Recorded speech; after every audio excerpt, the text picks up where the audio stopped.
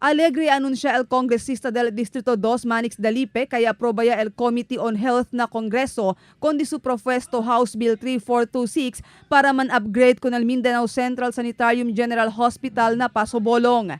En connection con este, desde el 13-bed capacity, el quedaya 300-bed capacity el mencionado hospital. So yung file kita sa Kongreso, i-alegre ganeyo kay yapasese na Committee on Health alyan na Kongreso. And hopefully soon this will become a reality. Asegún con Dalipe, esperanza o presenta con este el Committee on Health na Cámara Baja para na akasegundo leyida.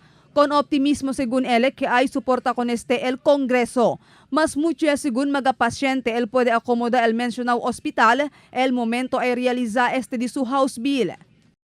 Presenta pa el Committee on Health con el diaton House Bill para second reading. Then nakel, tamire no ay problema kay el mga membro de Kongreso, especially mga congressman aquí na Zamboanga Peninsula, Western Mindanao, ta suporta sila con este House Bill yung file kita.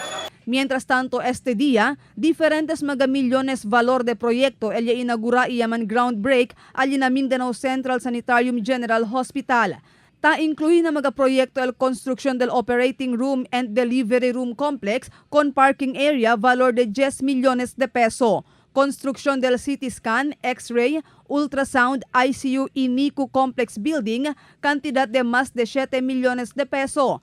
Construction del dietary building, cantidad de más de 3 millones de peso. Y el comprada del mga equipo igual el un unit de high frequency radiographic X-ray system, cantidad de más de 2 millones de peso y otro pa. En preparación según este para na upgrading del mencionado hospital.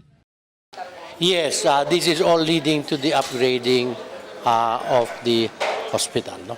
Ya kada huésped de honor el Undersecretary del Departamento de Salud Achilles Gerald Bravo durante el programa. Marifita Mayo, Dateline Zamboanga.